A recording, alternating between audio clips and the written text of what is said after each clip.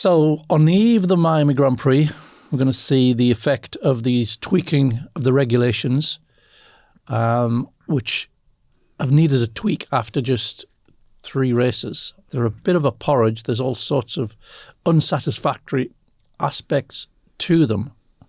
And one of the things that strikes me is that from a long way out, maybe a year and a half, 2 years out, the drivers who are trying them in the sims were all saying, this is not going to work. It's going to be horrible. This is going to be massive speed differences off battery to on battery. You're going to have to drive very, very conservatively to get the ultimate qualifying lap. It's not going to be a driving on the limit contest. The overtakes are going to be meaningless. These all came to be. And yet at the time, the drivers were more or less told, yeah, don't worry, by the engineers, we've got this. This is just very early stages. Just stay in your lane. Don't make a fuss. So it sort of speaks to how the drivers, although they're an essential part of the show, and what they're doing is at the core of why we're all fascinated by it, but they're not really given any real power. How does that strike you? Has that changed over time? And how was it when you were there compared to your dad's era and compared to now? Because you're sort of in the middle of those points in time. I think that one of the things that struck me immediately when Liberty moved in, and it was Chase Carey, I think, and they made comments to the effect of, the drivers are the stars of the show. Do you remember that? And I thought, well, this is a change of approach. They recognise that the pulling power, the fan power, if you like, is driven by the drivers. No pun intended. But it is literally, as we've seen that with the Netflix shows, where the drivers have become massive stars, as have the team principals as well, anyone in the show. But the point is, it's the personalities that are a very important part of the show. And I use the word show to differentiate it from the sport, which is what it used to be. But it has always been a show. And let's be honest, one moment people buy tickets to go and see something, then it's a show. But what you're showing, what you're displaying is a competition of humans in the raw, I would say, probably more so in previous eras than it is today, where it's sort of manicured and the objective is to improve the appearance of the show.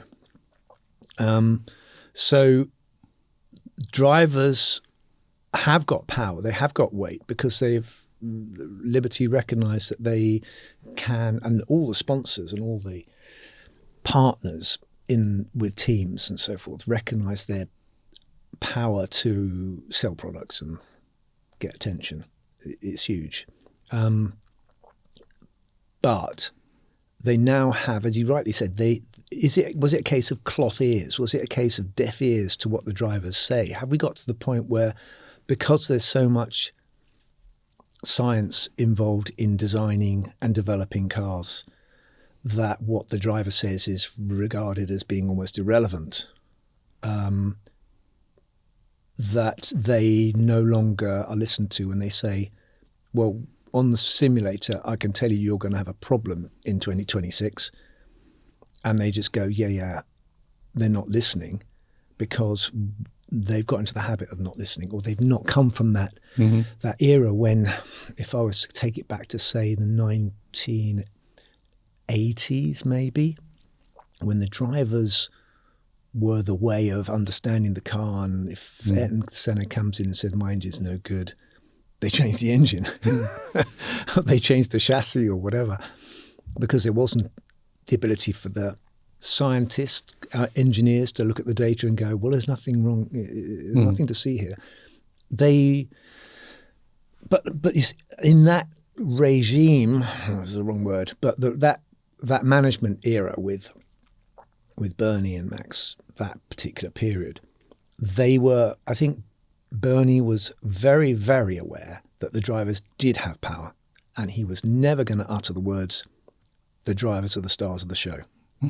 And the reason he wouldn't do that is because he knows that if they ever united, they ever got together, they could pull all the levers. Yeah.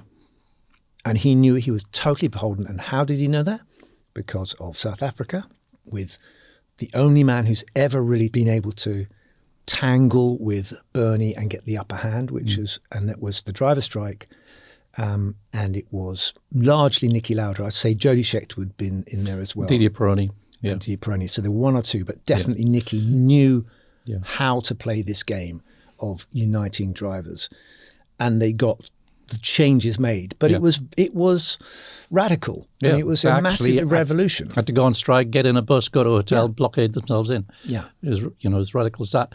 So they have this enormous power as a group, but they're highly individualistic people. In fact, they're probably the last bastion of the age of the individual that we sort of we've lived through, in the West anyway. But it's not used, and I think probably they've been tamed by the safety and the money. But certainly, even though they were, fairly radical bunch of pirates and chancers in the 60s, they had enormous power there, and it was used. It was used mainly by Jackie Stewart with support from your dad and Jochen Rindt and people like that. And they had enormous opposition to the changes that they wanted to make. But their lives were literally on the line, and they were fighting literally for their lives. So it can be done, but I think they're probably a little bit too comfortable to go against that individualistic tendencies. So all we've got at the minute is Max saying, I might stop because I don't really like these cars. That's as radical as it's got. So withdrawing your labour is great, except, of course, if you just withdraw one person's labour, then the show goes on. Yes, exactly. And everyone goes, who was that bloke? Do you remember the guy who left? So that won't work. You need to get all in or all out. You can't. So I'm thinking back to Jeddah when there was the Houthis missile attack, and there was a little bit of a drama there, and they spent a lot of time huddled together in a meeting, and quite rightly, they were expressing their views, and they were only able really to do that since the Gil Bianchi accident, I think, where the imperative for drivers to stand together, I think that united them, and sadly, of course, it was because of a tragedy that affected them all. And before that, it was Ayrton and Roland. Yeah. When I was driving, so I was in there with a reconstructed, in Monaco, first ever GPDA meeting for 100 years or wherever it was. It was suddenly this thing was resurrected. Yeah. And we had a meeting in the Auto Club de Monaco, I think, and all the drivers turned up, and they, what do we want? We don't know. When do we want it now? Kind of meeting. We just don't want to get killed, and we don't want to see other drivers getting killed. We want to do something. We don't want to be just the Muppets that sit in the car. I think that was really what the expression was. But very, very interestingly, all of that meeting was full of the current drivers of that time, 94, but also Niki Lauda. Yeah. And I remember thinking, Niki, why are you here? Yeah. And I think my strong feeling is he was there to report back to Bernie. Really? Yeah. You don't think he had resonated with him on a personal level? I may have done him an injustice there, but my little radar for just being extra careful did go off. And I think I'm almost certain he went back and told Bernie who the main, most outspoken drivers were. And so Bernie knew who he was dealing with. So it is an issue with anything like this, because drivers who are in the middle of their career have so much to lose. So Jackie Stewart obviously deserves an enormous amount of respect for what he did in the safety campaigns which started off the GPDA, and my dad was very much involved, as you rightly mentioned there. But he wasn't leading the championship at the time. And Jackie had everything to lose. They want, if he's got a troublemaker, I mean, you just have to look up the Peasants' Revolt and Wat Tyler, just down the road from where we're recording this. He went to have a powwow with, I think it was Edward II, I think, and someone pushed him and he turned around and raised his fist and they chopped his head off. Yeah. So if you want to stand up and be, and make a scene, then watch out. Nobody really wants to put their head above the parapet, but Jackie did and spoke out against lack of safety, campaigned for safety. And of course, if you've got money on the line, you're the promoter, you're the race organisers. You've got all these people who have turned up to the race. And now you've got drivers saying they're not going to drive. It's going to be a riot. Somebody's going to get strung up. So it was an enormous high-stakes game of risk. Yeah. I mean, quite apart from racing, it was just almost as dangerous to be there in Argentina and say we're not going to race or somewhere. Yeah. So a lot of brinksmanship and a lot of courage and conviction that you were doing the right thing, I think, was evident in those days. But that was because they believed, and it turns out, I think, rightly, that things could be done to make it safer, that we weren't here to see people getting killed, and we didn't think it was good for the sport, that was the attraction. I mean, even during my career, you'd speak to people who weren't so much interested in the sport, and they would say, well, people only go to see the crashes, don't they? Yeah, you hear that a lot. Yeah. And, of course, if you watch the highlights of anything that happens to do with Formula One today, of course, the crashes are interesting, but they're spectacular, but nobody died. Yeah. We touch wood, and that's the intention. It's spectacular. Everyone gets away scot-free, and, we can sigh of relief. But it wasn't so funny in the 70s and the 80s. And wasn't so entertaining, I should say. When you have serious injury and death, so they had a righteous cause, and much as a sports person, and Sterling Moss would say, the challenge is the danger, and that focuses the mind. If we remove that, what have we got left? What kind of sport have we got left? That is a valid question, but I would argue that I'm more comfortable with the safety measures we have today. Roman Grosjean walking out of that wreck was unbelievable, and as astonishing as someone going to the moon almost, and back. Yeah. As far as a technical exercise went, so that their campaign was righteous. If you're just talking about, I don't like these cars, they're not very nice to drive. What's the foundation?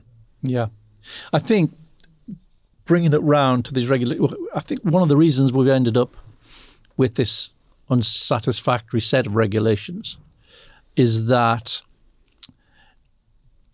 it's had input from so many parties. You've had the automotive manufacturers, you've had the FIA, you've had Formula One commercial management, you've had team bosses, team engineers, and there's sort of a almost designed by committee set of regulations, and it's just been far too ambitious in trying to please all those parties.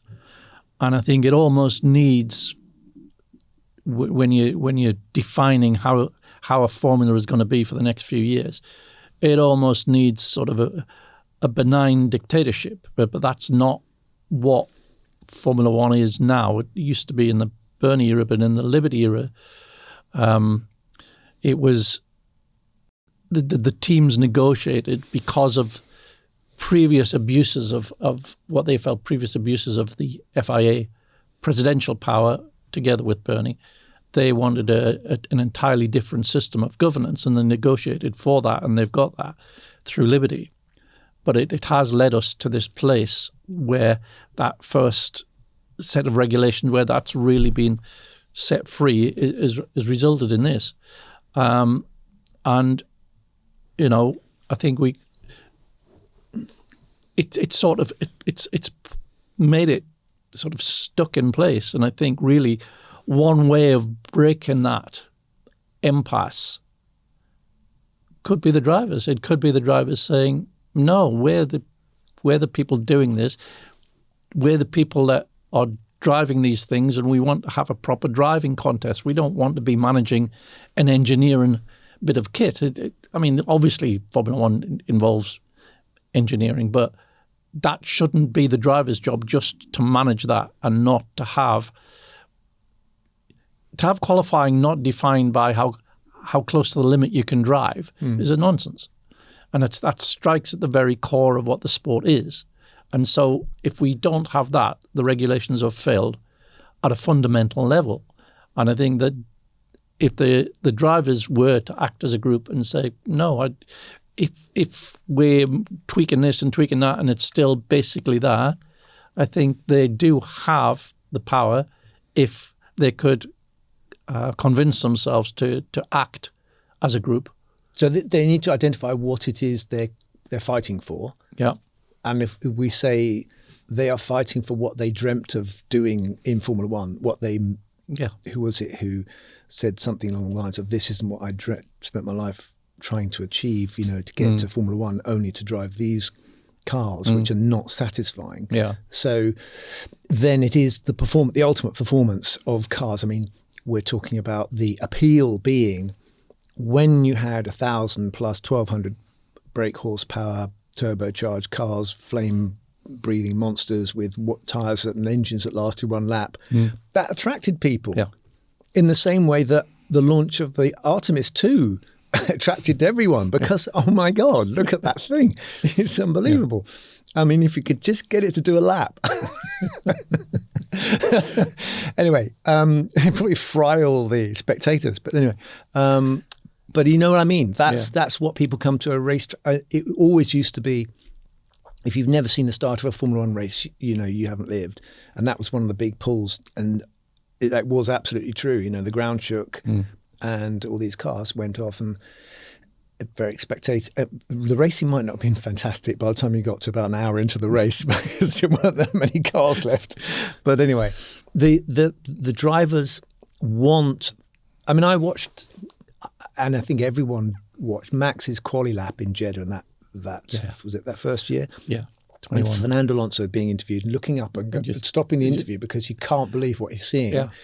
And you want to see that. You want to see Max on the max, and the cars need to be impressive. Now, that's the weak spot here.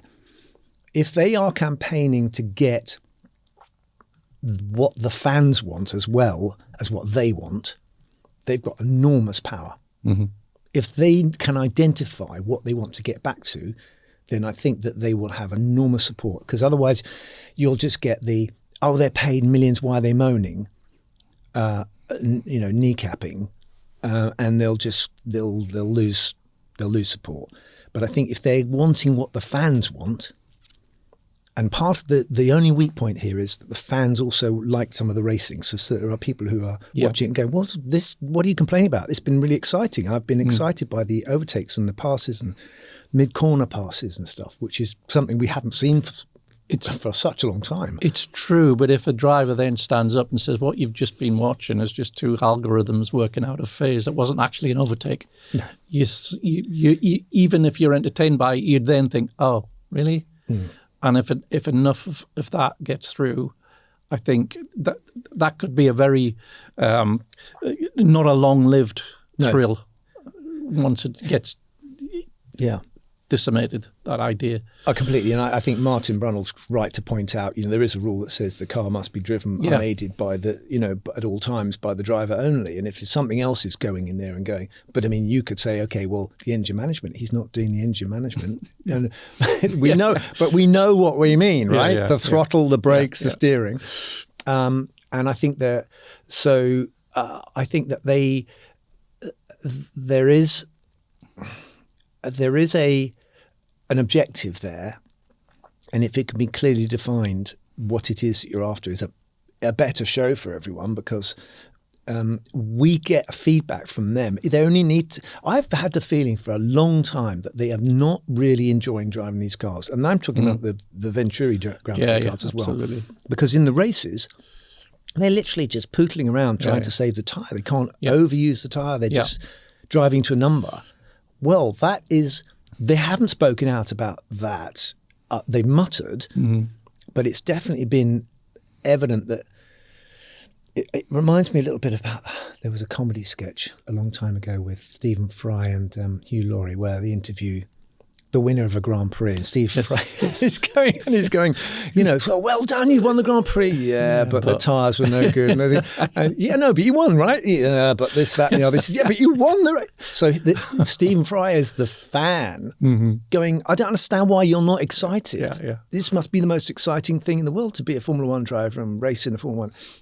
And they're going, yeah, but, and they're trying their best to say it's not what you're but not, they can't say it because they sound ungrateful and all the rest of it. You're not seeing what you think you're seeing. You're not, but really that's what they wanted to say. Yeah. And so maybe there is a strong case now.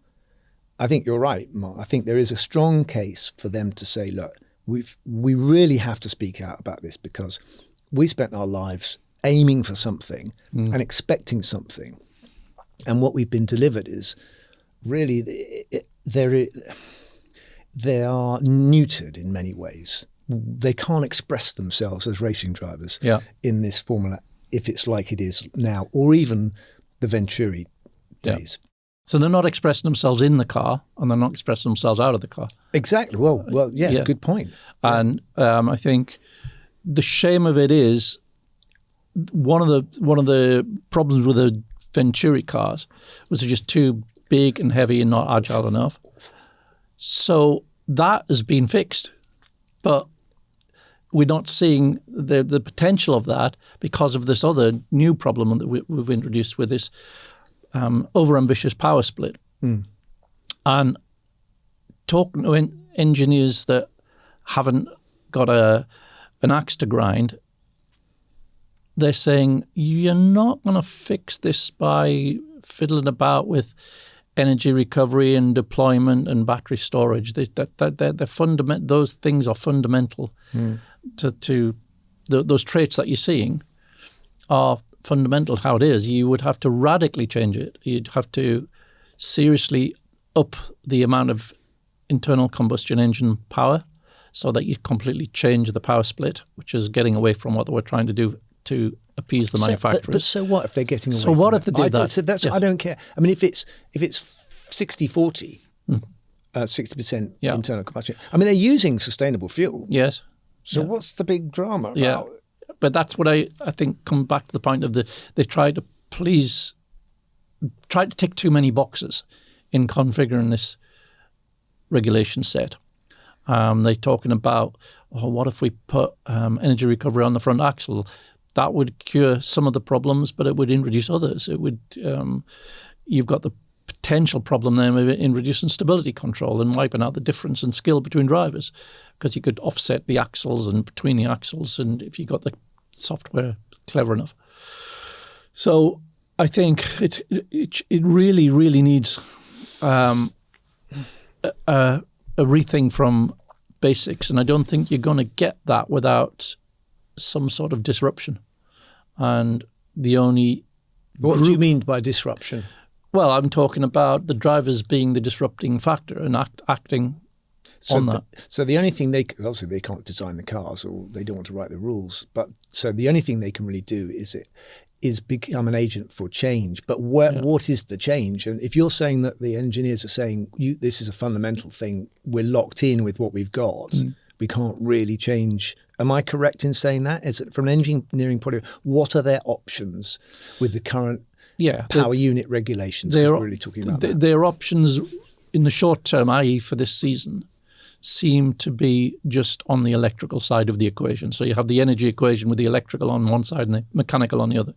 And they're saying the only wriggle room we have is on the electrical side. And if we're talking about increasing the power of the engine, it's going to lead to all sorts of reliability problems, and it's blah, blah, blah. The fuel tanks aren't going to be big enough because we're going to increase the fuel flow. Some circuits, we won't have the capacity, so we'd have to reduce the number of laps and all those complications. So they're saying that if you are only attacking that one side of the equation, there's not enough potential there to have any meaningful effect. You can improve it. You can improve it by increasing the harvesting rate and decreasing the deployment rate. So okay, but it's fundamentally you will so still that reduced the top speed. Yeah, and but they will continue to accelerate right to the breaking point. Yes, as hard as possible out of the corner, so that there will still be a reward for having more battery power at the beginning of the straight to last you longer down that straight. There'll be more lap time reward for that you can coast through the previous corner to get that battery charge. So that it's still fundamentally qualifying is not going to be determined by the ability to drive on the edge better than the next guy.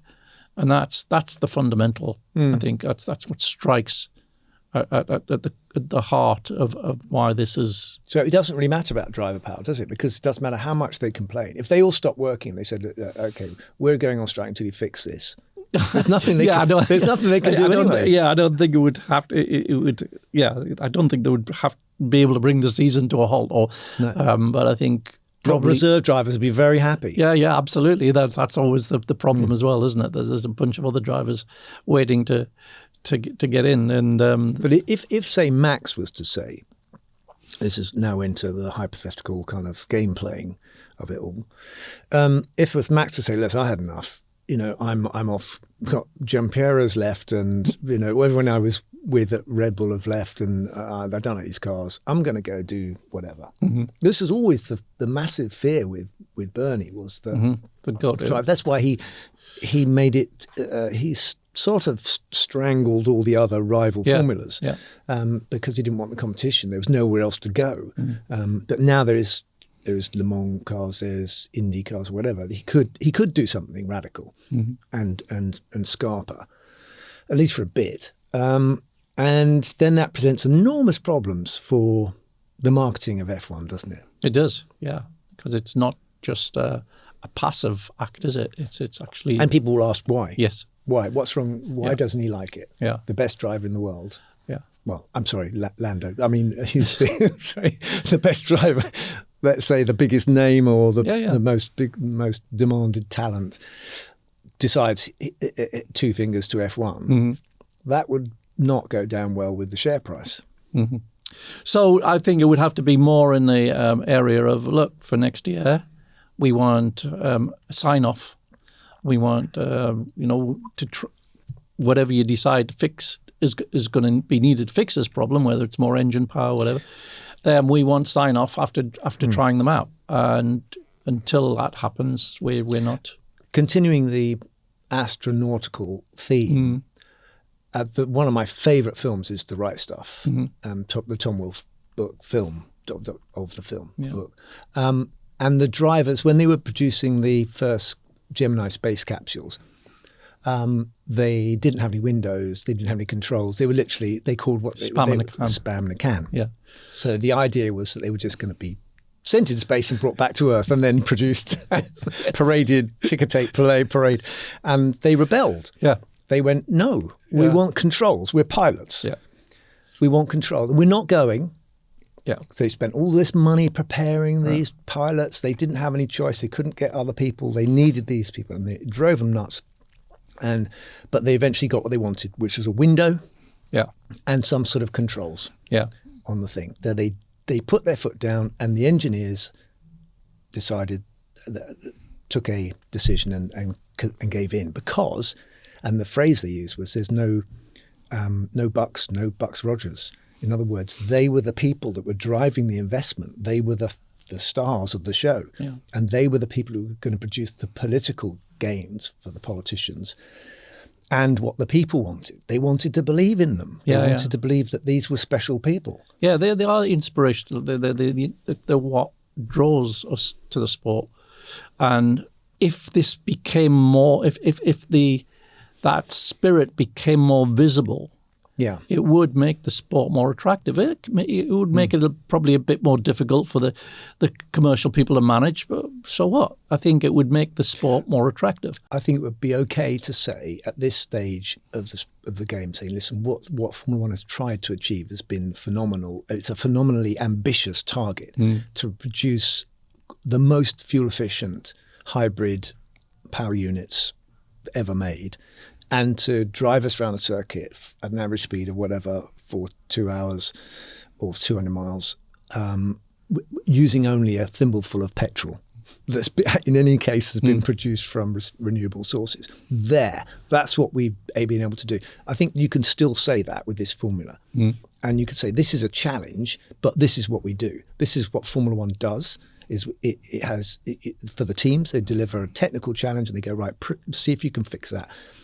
And they usually set them in competition with each other to drive the change.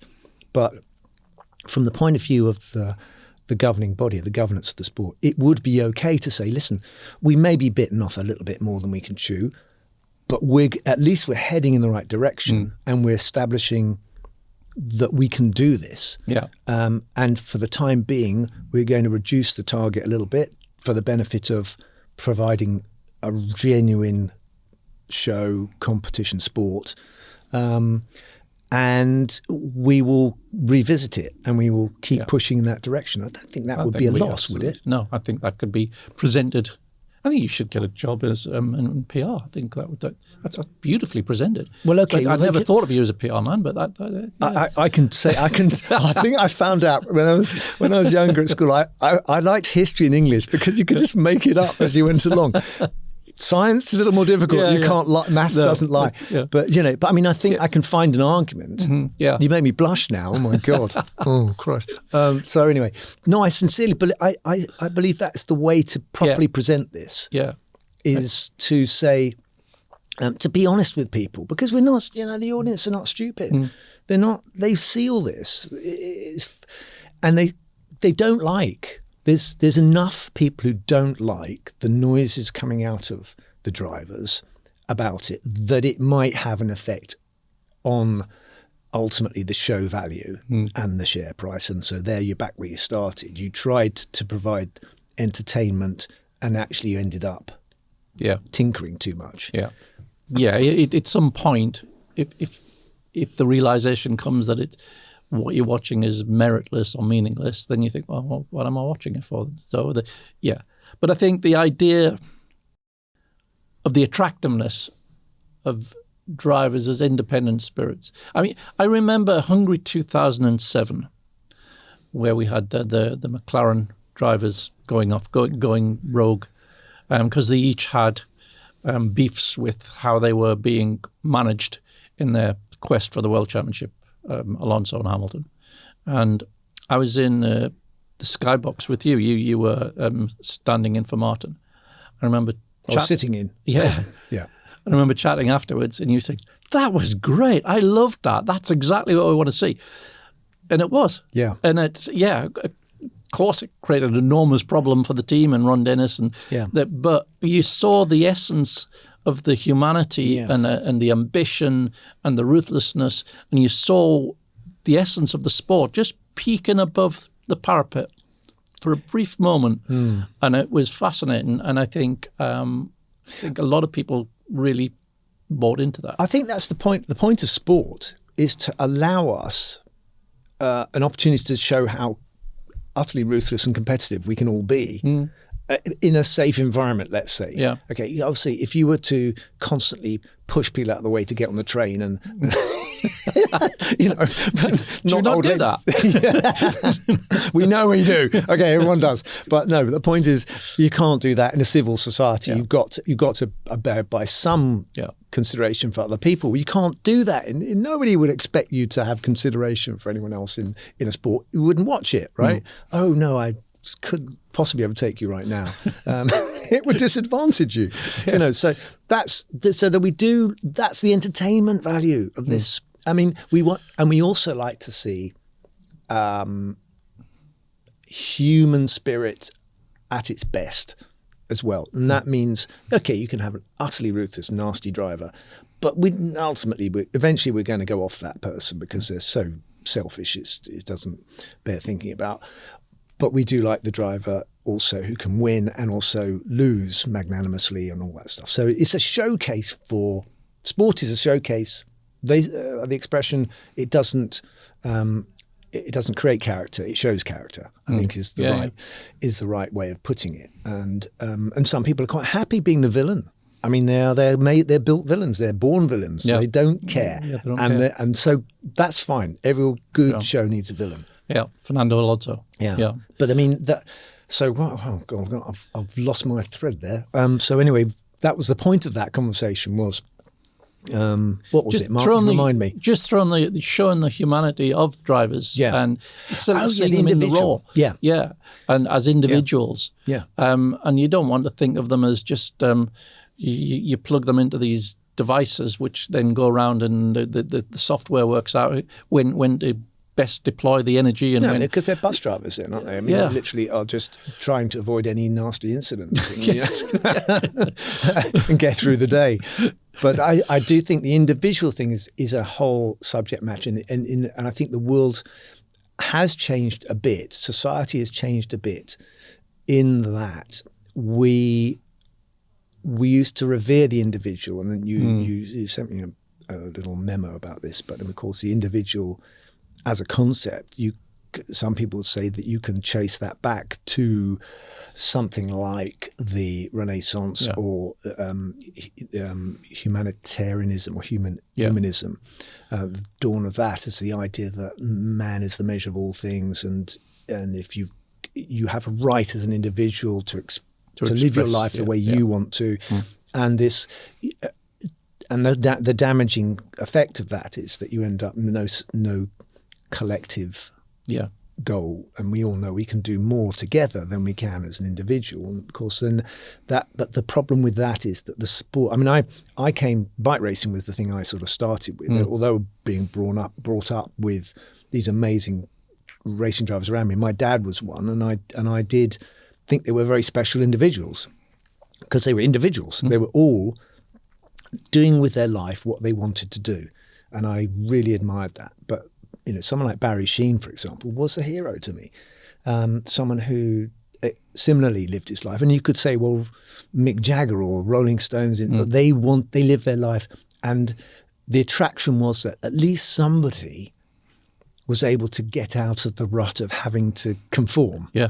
And that was what Formula One sold. But the whole show was that. It literally was, everyone in it was saying, to hell with 9 to 5, we're going to work all hours, but we're going to travel the world and we're going to put this race on, and we're just going to race each other, and it's going to be one endless party. And that was very attractive, I think, from that era. That's what drew people in and made Formula One really what it was. But now you can't do that anymore. You can't just be that. So you have to think of the planet, or you have to think about people's, working conditions and their emotional needs as well as it. You know what I mean? Yeah. So this is Formula One is not. It doesn't exist on its own. It's tried to say and tick the right boxes with society around the world according to those standards, new standards, let's say. And whilst they might be appropriate in some conditions, in some places, when the show's on, you want you want the raw essence back. Yeah. Just for that hour and a half. Yeah. Or that hour in qualifying the day before. Yeah, absolutely. And even between team principals, you want a little bit of, you like the Horner Toto kind of needle match. Of course. Pick your winner, pick your fighter. Yeah. So I think you can have a rebellious force within a collective environment. I think that is possible. And I think what you were talking about before, when you're presenting how to sell that idea of we've tried to do this, but we need to come back just to keep the essence of it. That's what that would be. And I think my fear is that they just fiddle about at the edges and try to disguise it. Yeah. And the drivers. Whereas what they should do is acknowledge it. Yes. Is acknowledge it publicly. Yeah. And not say we've got a problem. Just say, listen, this is a challenge. Yeah, we knew this would be difficult, and we're just going through the teething phase, and so we want to bring it back to.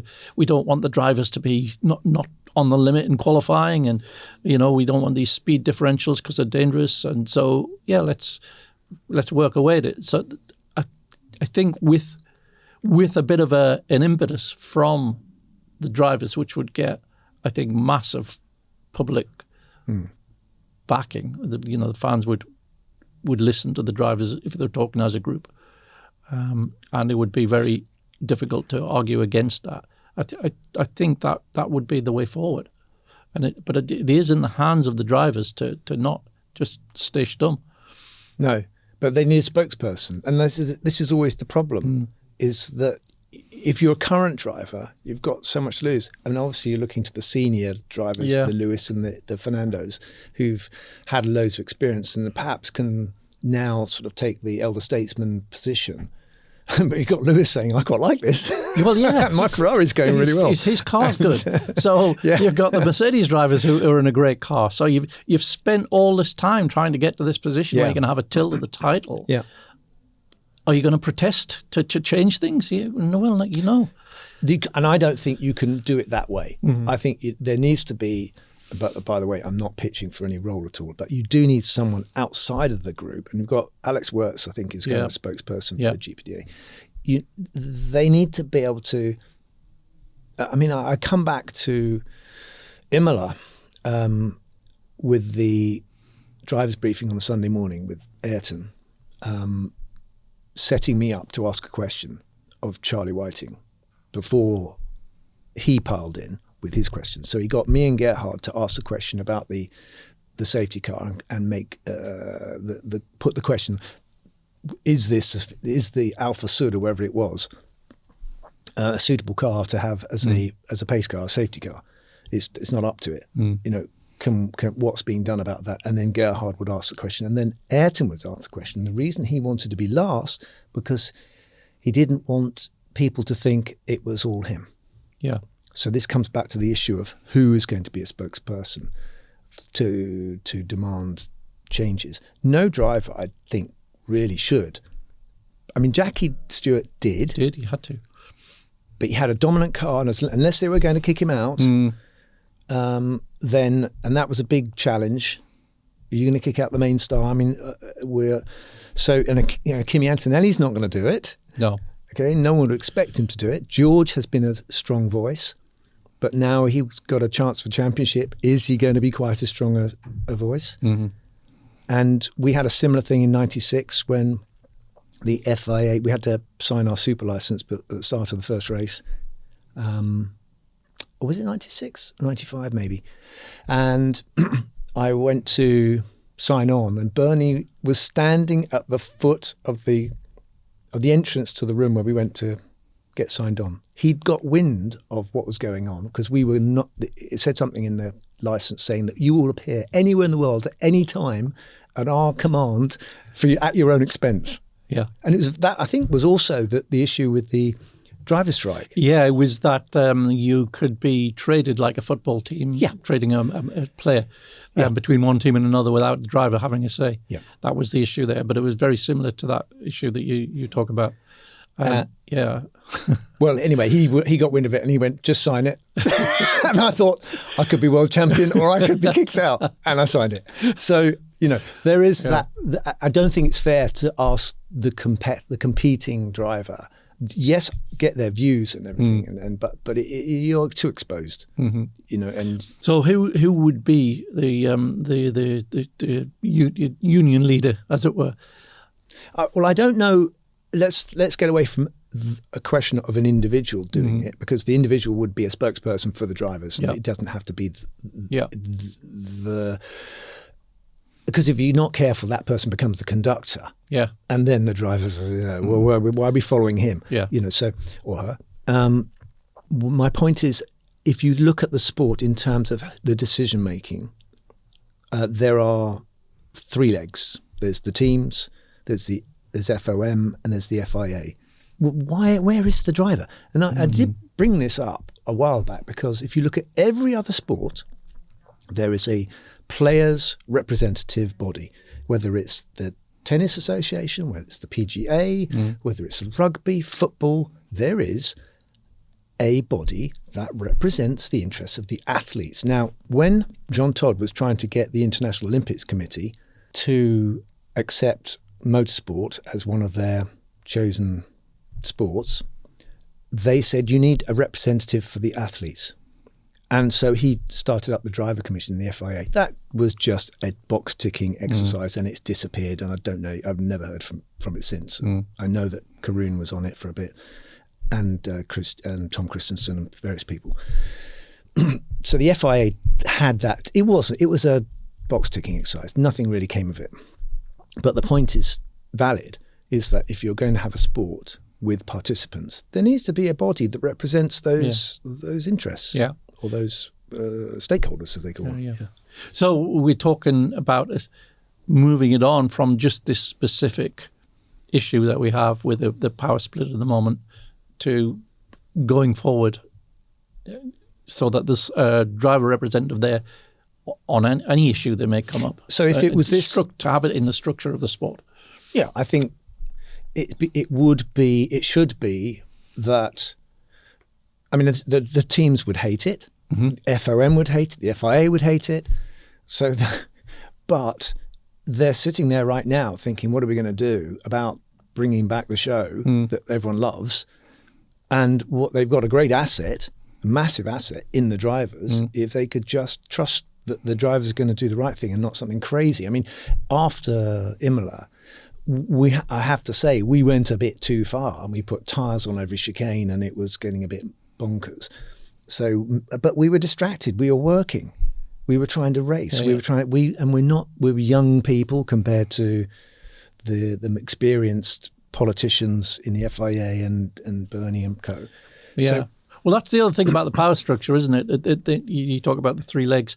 The team bosses, the FIA officials, they've been there forever. And the drivers, with a few exceptions, Alonso and Hamilton, are very transient. They're there for a few years, and they come in young and ambitious. And was it 20 years in the case of Fernando Alonso? Yeah, exactly. but that's they're by definition more transient. They are, yeah. And therefore not as empowered. And I think that's part of it. And I totally agree. And I think you cannot be. I think it's very difficult to expect someone to be a competitor in a sport and also a representative of those issues, because they're going to be compromised. They're going to be a conflict of interests at some point. And so, there's this notion, isn't there, of what the drivers want to do.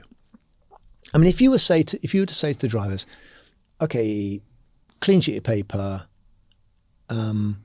I want you to prescribe a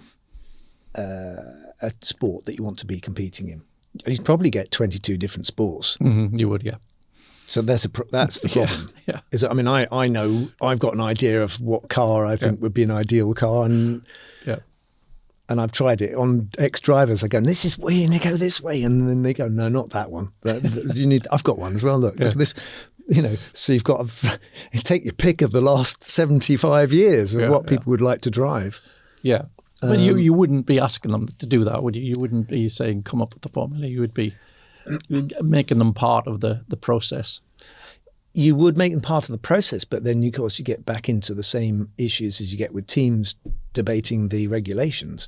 I mean, eventually you run out of time debating and you have to make a decision. And then you've got the season starts in 2 weeks. And which one are we going for? And then people give up. And that's where I think Bernie and Max were very good at organising the teams. They'd have 3-hour meetings, and then at the last 10 minutes they bring out the decision. And everyone wanted to go home, so they just signed it. Whoever signs up first gets the most money. That was another ploy, wasn't it, for Bernie and the teams? I think that there is an element where the benign dictatorship model is more suitable. The Barnum model, it's a circus, and there is a ringmaster, and the gymnasts are complaining that there's no safety net or whatever, and the clowns are going, my makeup's running, and these balls won't juggle, and but the show goes on tonight, guys, and you need to be in the ring, and everyone's paid and they're coming. What are you going to do? Everyone just so that we don't like that. Fundamentally, we don't like giving all that power to one person. There's something that makes us nervous of that. Yeah. Well, because a benign dictator doesn't necessarily stay benign, does he? No. So, yeah, I think that's... But how do you... there's something about humans that we kind of like it when someone tells us what to do. Makes it easy. Because we don't have the responsibility anymore. They've got the responsibility. Yeah, then you can just moan about it. We just moan about it, yeah. Yeah. Okay. Is that where we are then? I don't know where we've come. I don't like where we've resolved that at all. No, I don't think we leave it there. No. Well, the debate goes on. Yeah. How to organise society and Formula One. Yeah, we'll start with Formula One, I think, before we move on to the bigger stuff. I don't want to get into the other stuff. Yeah, okay. We're going to probably run out of time for that.